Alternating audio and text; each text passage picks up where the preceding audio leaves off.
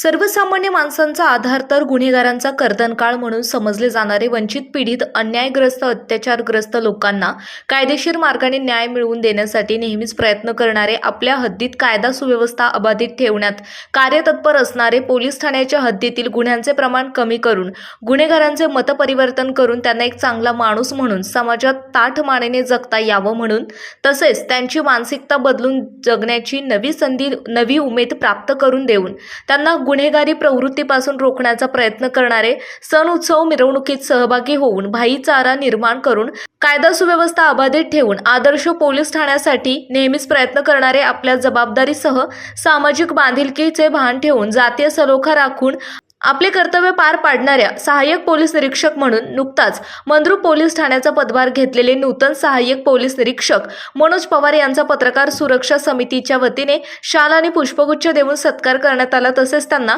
पुढील कारकिर्दीत शुभेच्छा देण्यात आल्या। यावेळी पत्रकार सुरक्षा समितीचे प्रदेश अध्यक्ष यशवंत पवार, दैनिक लोकशाही मतदारचे संपादक अक्षय बबलाद, मंद्रुप पोलीस ठाण्याचे कर्मचारी दिनेश पवार उपस्थित होते। आपल्या परिसरातील बातम्या पाहण्यासाठी आजच आमच्या द क्राइम एक्सप्रेस न्यूज चॅनलला YouTube वर सबस्क्राइब करा आणि बेल आयकॉन प्रेस करा। लाईक, कमेंट आणि शेअर करा।